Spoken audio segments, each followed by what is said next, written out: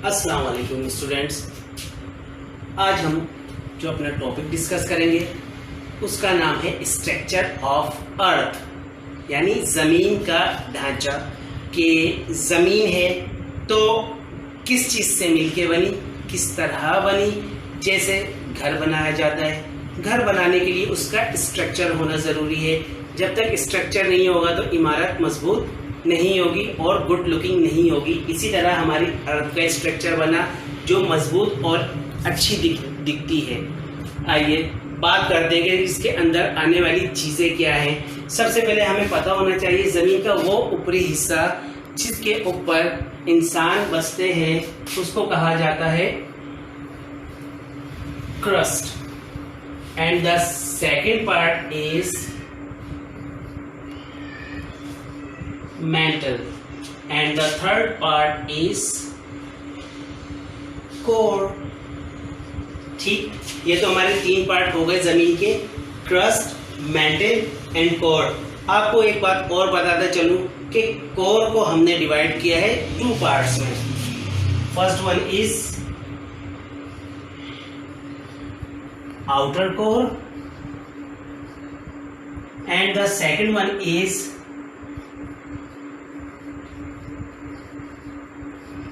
Inner core. ठीक, अब बात करते हैं क्रस्ट। क्रस्ट किस तरह बना? जैसे सूरज गर्म है इसी तरह हमारी जमीन भी गर्म है, और ये भी सूरज की तरह गर्म प्लेनेट है। सूरज एक प्लेनेट कहा जाता है और सूरज को भी बहुत से लोगों के नजदीक ये है कि सूरज प्लेनेट नहीं है, बट सूरज भी एक प्लेनेट है। अर्थ ये भी गर्म थी, लेकिन इस पे जब बारिश हुई, पानी आया, तो जमीन की जो ऊपरी सतह थी वो ठंडी हो गई। ठंडी होने के बाद फिर इस पे जिंदगी का सिलसिला शुरू हुआ। अच्छा जी, बात करते हैं क्रस्ट और मेंटल के बीच में डिस्टेंस का। अब मैं आपको बताऊं, क्रस्ट और मेंटल के बीच में जो डिस्टेंस है वो है 25 माइल्स। कितना? 25 माइल्स। ठीक, अब इसके बाद हम बात करेंगे कि क्रस्ट में है क्या। क्रस्ट के अंदर बहुत सारी चीजें हैं, लाइक माउंटेन्स जो हमारे आते हैं वो यहीं से ग्रो होना शुरू होते हैं और उसके बाद वो क्रस्ट जमीन के ऊपरी सतह पे आ जाते हैं। अब बात करते हैं मेंटल की। मेंटल बेसिकली है क्या? मेंटल जो है एक लिक्विड फॉर्म में है और इसको भी दो हिस्सों में हम डिवाइड करते हैं। पहले हिस्से में सॉलिड लिक्विड रॉकी सब्सटेंस मौजूद है जो कि बहुत ज्यादा गर्म होता है। इसमें बहुत छोटे छोटे से रॉक्स होते हैं। ठीक, उसके बाद जो इसका दूसरा पार्ट है ये वाला, ये भी सॉलिड लिक्विड है। ठीक है, इसके अंदर भी बहुत ज्यादा रॉक्स मौजूद हैं, और ये जो बेसिकली बनते हैं ये किस चीज से मिलके बनते हैं? आयरन और निकल। ठीक है, कौन सी दो चीजें? आयरन और निकल इसके अंदर मौजूद होता है, बहुत ज्यादा गर्म होता है। अब बात करेंगे कोर की। कोर बेसिकली है क्या?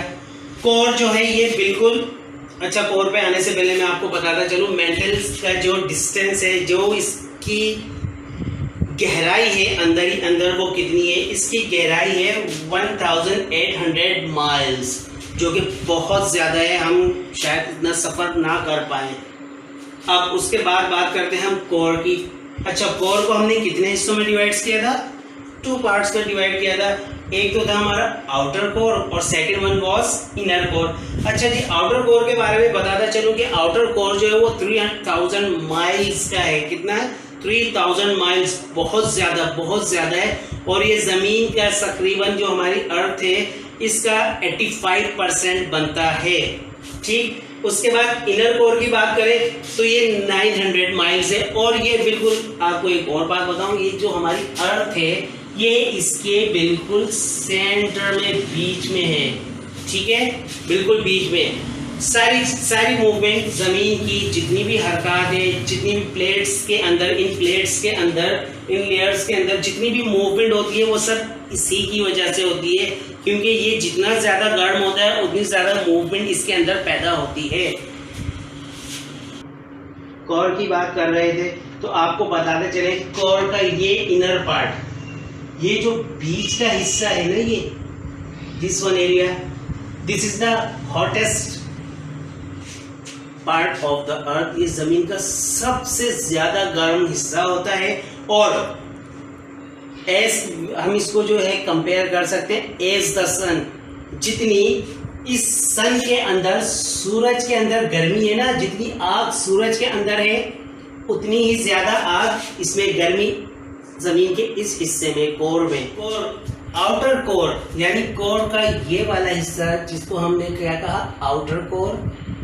ठीक, अब मैं आपको बताता चलूं कि ये सॉलिड लिक्विड होता है, बिल्कुल सॉलिड लिक्विड, और ये बहुत ज्यादा सुपर हॉट जिसको कहते हैं वो होता है। आप लोगों ने सुना होगा कि पहाड़ में से आग आई, आतिशफिशा पहाड़, ठीक, सुना होगा ना आपने।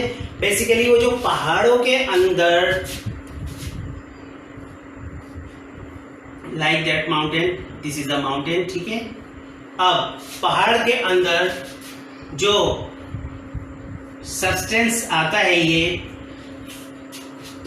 जो कि किस चीज पे मुश्तमिल होता है, आयरन और निकल पे। ये सारा कहां से आता है, यहीं से, ये वाला हिस्सा जो है आउटर कोर, यहां से आता है। और फिर आतिशफिशा पहाड़ों से जब बहुत ज्यादा हीट अप हो जाता है, बहुत ज्यादा हीट हो जाती है इसके अंदर मौजूद, आपको पता है जितनी ज्यादा हीट अप करते हैं उतनी ज्यादा गैस जो है फिर तेजी से वर्क करती है।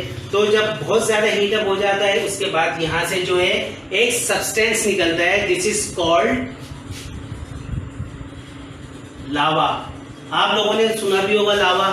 अब मैं आपको एक और जनरल इंफॉर्मेशन दे दूं, लावा इज अ इंग्लिश वर्ड, ठीक है। लावा जो है वो एक इंग्लिश वर्ड है, उसको हम उर्दू में भी लावा ही कहते हैं। बहुत से लोग आतिशफिशा कहते हैं, लेकिन ज्यादातर अमूमन आतिशफिशा नहीं कहते, हम लोग लावा के ऊपर जो है रिलाई करते हैं कि लावा इज अ उर्दू वर्ड, लेकिन ये उर्दू वर्ड नहीं, ये इंग्लिश वर्ड है, ठीक है। अब आपको पता चला कि लावा कहां से आता है, आउटर कोर से।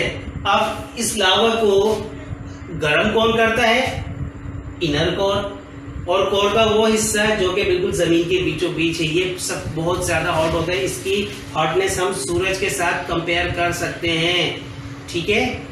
ओके स्टूडेंट्स, आज जो हमने टॉपिक पढ़ा अपना स्ट्रक्चर ऑफ अर्थ, ये किसी एक कांस्टेंट फिक्स क्लास के लिए नहीं है, दिस इज जर्नल इंफॉर्मेशन।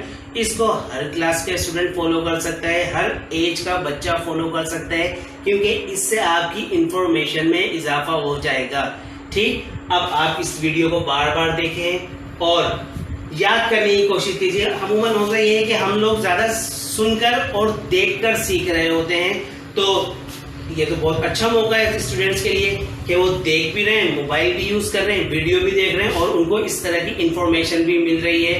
तो स्टूडेंट्स, आपको इस तरह की इंफॉर्मेशन और मजीद टॉपिक में आप लोगों को वक्तन वक्तन बताता रहूंगा। और हाँ, आखिर में चलते चलते एक बात और कहूंगा कि बिला जरूरत अपने घर से ना निकलें। अमूमन बच्चे जो कि शाम को, दोपहर में, सुबह में, हर वक्त आजकल मैं खुद आते जाते देखता हूँ कि बाहर खेल रहे हैं। खेलने का नहीं, अपने आप को बचाने का वक्त है। घर के जरूरी काम के लिए अपने बड़ों को बाहर भेजिए और सबका ख्याल रखिए। Thanks for watching this video. Thank you so much. Allah Hafiz.